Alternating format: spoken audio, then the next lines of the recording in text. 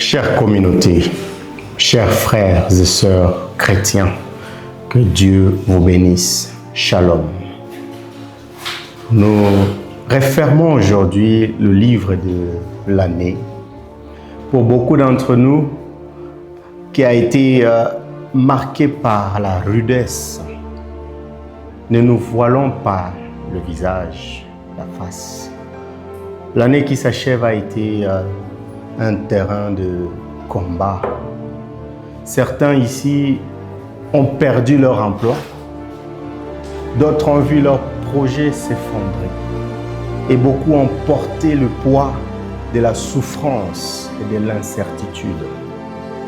Pourtant, si je me tiens devant vous aujourd'hui, ce n'est pas pour pleurer sur nos décombres, mais pour sonner le gong de la restructuration ou alors de la reconstruction. Regardez le lys de la vallée. Sa beauté est légendaire, mais d'où vient-il? Le lys naît dans la boue. Il tire sa force de la boue.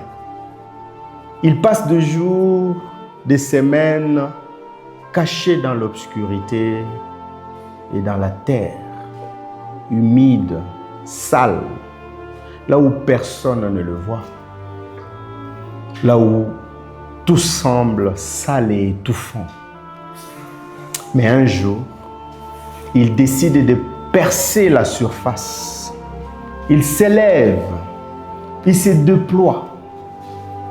Il finit par offrir un grand spectacle aux passagers.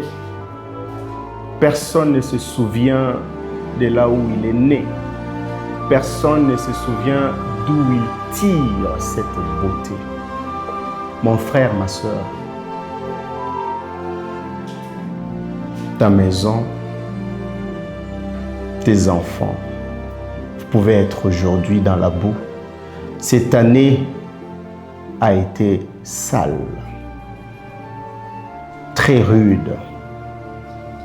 Mais comme le dit Cantique des Cantiques 2:1, le Seigneur fait de nous des lys. Il est temps de sortir de la poussière de l'échec pour montrer la gloire de Dieu dans ta vie. Mais attention, les lys ne montent pas au ciel sans effort. Ils déploient une grande énergie vitale pour traverser cette surface, pour traverser cette boue puante. La reconstruction demande donc du labeur. Pour se reconstruire, il faut travailler. Dieu nous invite cette année à ne pas être des spectateurs de notre propre vie. La Bible nous rappelle dans Proverbe 14:23, quelqu'un qui travaille dur tire des avantages, des bonus, si on peut le dire comme ça, de son dur labeur. Mais celui qui se contente de parler restera toujours pauvre. Alors, dès maintenant, dès que tu entends ce message, de ce premier jour de l'année, nous devons nous lever. Tu dois te lever.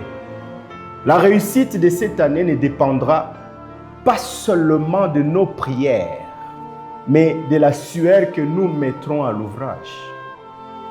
Ne remettez pas à demain ce que vous saurez faire aujourd'hui.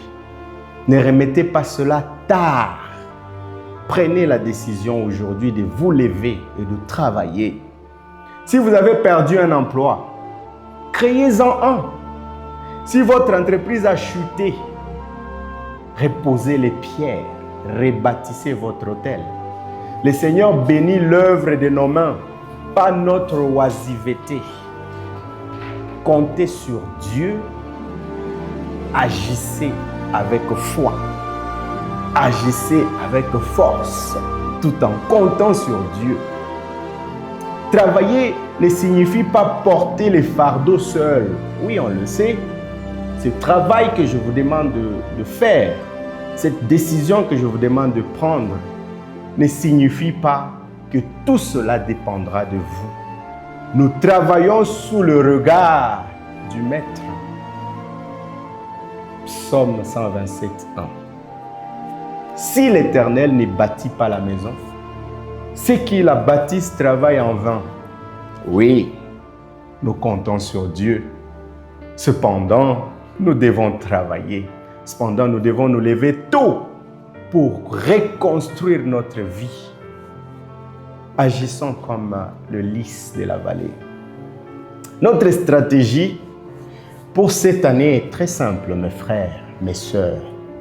Qui que vous soyez ou que vous suivez cette vidéo, nous avons deux grandes choses dans notre stratégie. La première des choses, c'est de travailler comme si tout dépendait de nous. Et la deuxième des choses, c'est de prier en sachant que tout dépend de Dieu. Travaillons comme si tout dépendait de nous, mais prions en sachant que tout dépend de Dieu. Levez-vous donc, que le monde voie votre éclat, que cette année de reconstruction soit celle où vos mains laborieuses rencontrent la faveur divine. Ne comptez plus les jours passés dans les boues, plus les jours passés dans ces vallées boueuses. Commencez à compter les pas qui vous mènent vers votre sommet. Bonne année de travail et de victoire à tous. Je vous souhaite longévité, prospérité et santé. Vous qui êtes à l'hôpital, vous qui êtes enfermé quelque part, dans une prison, peu importe où que vous soyez, dans une situation dure, j'aimerais vous dire ceci. S'il n'y avait pas de maladie, Dieu ne serait pas un guérisseur. S'il n'y avait pas de prison, Dieu ne serait pas un libérateur. Ne désespérez pas. Votre maladie ne va pas vous emporter. Votre maladie va donner la gloire à Dieu. Espérez. Ayez foi en Dieu. Je te souhaite, à toi qui me suis étant sur le lit de l'hôpital maintenant, prospérité, joie, santé et bonheur. Que Dieu vous bénisse, que Dieu bénisse vos mains, que Dieu bénisse votre entreprise, que Dieu bénisse la décision que vous avez prise, tout en sachant que l'avenir repose sur la décision que vous prenez maintenant. Que Dieu te bénisse, mon frère, que Dieu bénisse ton travail. Shalom.